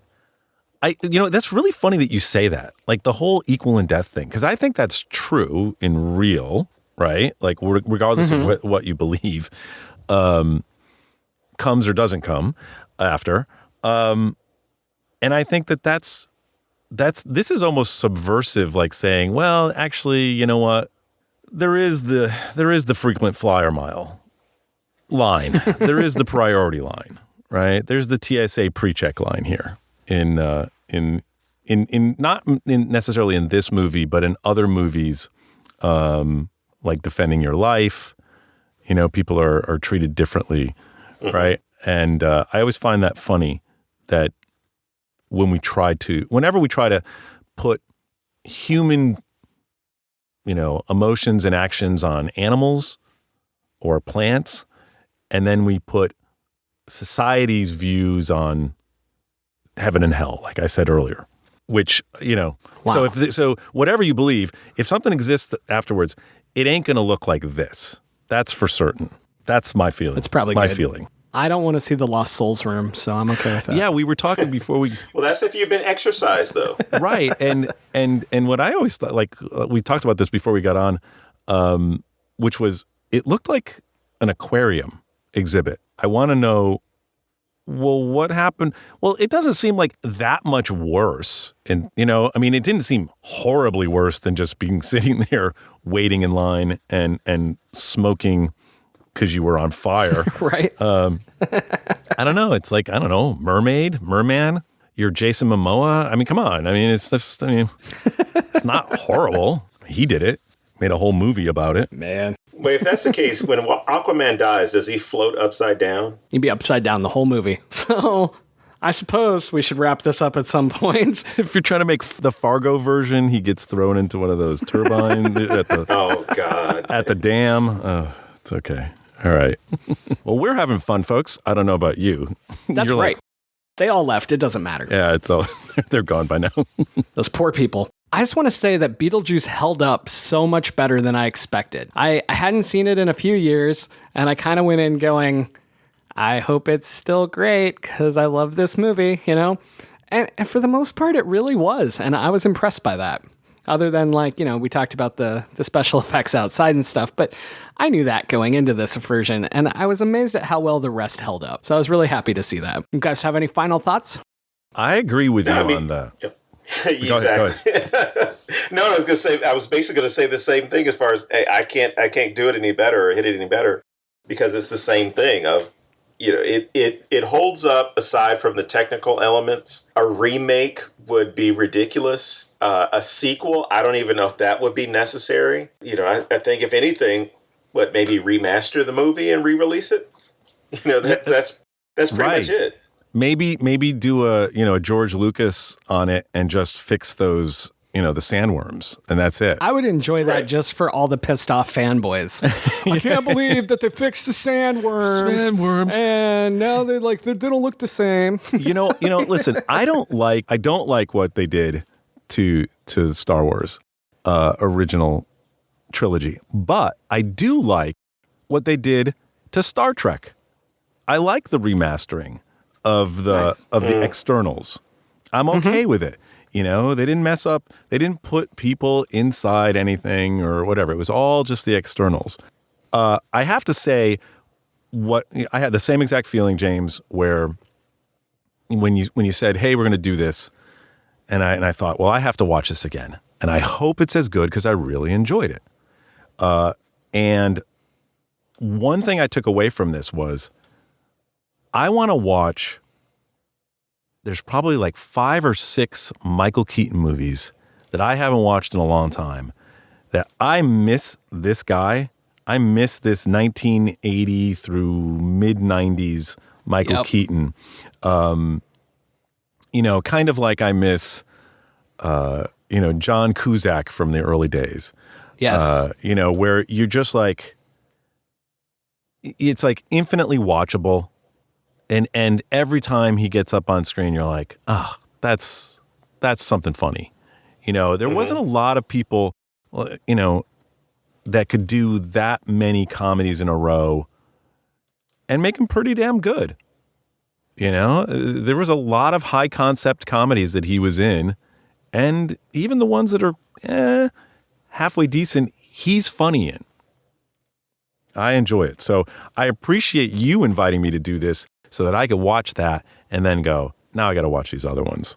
And we appreciate you coming on the show. Definitely. And I just want to say I'm going to rewatch Multiplicity, and I'll probably be disappointed with some of it, but I think it'll still be great. So there you go. So I have one final question for all of us, but before I do that, do you want to replug anything, Ed? Just if you go to edwardsavio.com, you can see political comics that I've done, and battleforforever.com. Where you can take a look at Alexander X and Ancient Among Us. Check out the books on Amazon or in the bookstores, or listen to Will Wheaton read my words, which make them sound so much better, at Audible. Awesome. All right, here's my final question for everybody. Let's say that hell exists. What is your personal hell? Oh. That's... Don't worry, I can James. edit think time. It's not a big deal. I'm stuck in Jeopardy my first marriage. He knew that was what was going to be my answer. That's weird because my hell is also being stuck in your first marriage. Oh God! Damn you, James. I know, right? All right, you can go. It's not me. I'm gonna need a minute to think about this one. Oh my God! I think mine would be not being able to communicate. Ooh, that's a good one. So like that I would be in my head and could see and think things, but I couldn't say something. So I either could make you cry or mostly make you laugh, or that I wouldn't have a response to the thought or the stimuli. I think that would be the inner hell. Wow. Yeah. Very nice. John, you got one yet? I think one of my personal hells, perpetual Christmas. Perpetual Christmas. Like I can never escape Christmas. That would literally be one of my heavens, so that's funny. I'm not a Christmas. I mean, Christmas is cool and all. It's just I would be stuck decorating for Christmas. Carolers would be outside. Ugly The lights aren't working.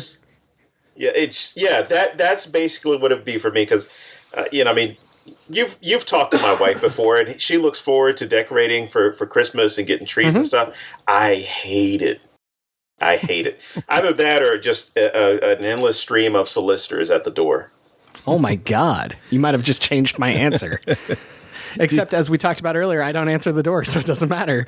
My nightmare, Don, was when I first, not nightmare, but when I first came out to California. I grew up in Connecticut. So, we had snow, all that stuff. I remember being on a beach on Christmas Eve day, the beach near Venice. And I'm sitting there going, holy shit, I got to do some shopping. That was like, because I totally did the guy thing, waiting to the last minute. And because it was California, I had no concept it was Christmas. Years later, after living in California for years, I was like, oh, they put lights up and all of this other stuff. And here's a clue, Savio, you might see this here. But for me, who grew up with, it has to be this way, it's got to be cold, it's got to be this, it's got to be that, people have to be wearing these hats. The bikinis threw me off, which, is a common theme. They weren't Santa-themed bikinis? Yeah, it was a common theme. It is a common theme. Just bikinis in general will tend to throw me off. But, when they're not Santa-themed, it just, without the hat, it didn't make any sense. So I don't know, endless Christmas, I don't know. That does sound like a problem in many places for you. So here's mine. My personal hell would be a place where I'm always wrong and they can prove it. Oh, wow. Ooh, the internet. Wow. The internet can't prove shit. Your little YouTube video is not proof, people. And a peer-reviewed article doesn't mean you read the same headline as all your friends. So now you live in my world is basically what happened. Here's an article that disproves the YouTube link you just sent me. Well, you did your research, I did mine. It'll just be a difference of opinions. Oh, well, actually, oh boy. Okay, so all right. So my hell, I like in addition to what I said, sure. Regardless of what your politics are, my hell would be 4 more fucking years of what's been going on. I don't care what your politics are. I don't think we can handle this. It would be too crazy. I don't think it would come as a surprise to literally anyone that I feel exactly the same. So I guess I'll see you in hell, buddy. Suppose we should wrap up this episode and I should let you guys go do something with your lives. Edward, I just want to thank you again for coming on the show. Thanks for having me. I absolutely loved a lot of your insight and different things, and you're welcome back at any time, particularly if you want to come talk Heathers. It'll be like a sequel almost. I like that. Yeah, that's a great show. Tell us on social media where we can find you. Basically, at Edward Savio everywhere. At Edward Savio on Twitter, at Edward Savio Instagram, and Facebook /Edward Savio writer. That's where I am there.